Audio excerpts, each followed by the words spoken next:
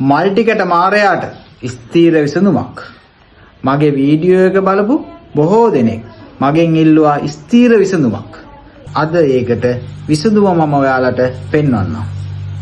ඔයාලගේ ගෙදර විදුලි උපකරණවල මෙන්න මේ සොකට් එක තියනවා නම් බය නැතුව මෙතනින් කපලා ඉවත් කරන්න. මෙන්න බලන්න මේ වයර් එකේ මේ එර්ත් එක තියෙනවා. නමුත් අපි පාවිච්චි කරපු මේකට එර්ත් එක සම්බන්ධ වෙලා නැහැ. දැන් මම කියා දෙන්නම් මේක සම්බන්ධ කරගන්න ආකාරය.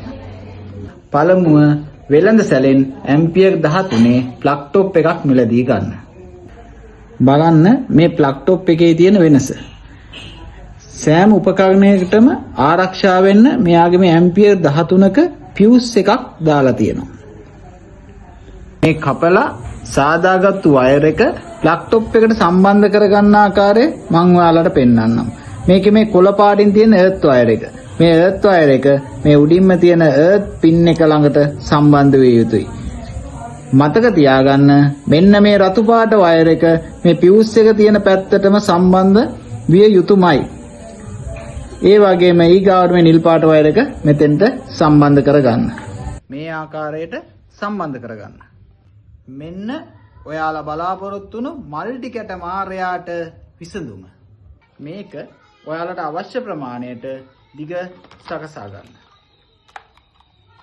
මේ වගේ ප්‍රමිතියෙන් යුතු ප්ලග් බේස් එකක් ඔයාලට හදා ගන්න බැරි නම් අපෙන් ලබා ගන්නත් පුළුවන්. මේ වගේ මීටර් 3ක් දිග ප්ලග් බේස් එකක් අපේ 4400යි.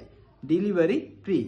ඒ වගේම මේ වගේ ප්ලග් බේස් 3ක් තියෙන එක 5400යි. මේ වගේම ප්ලග් බේස් 4ක් තියෙන එක දෙන්නම් 6400ට. Delivery free. මාගේ WhatsApp අංකය 070 73 99 197.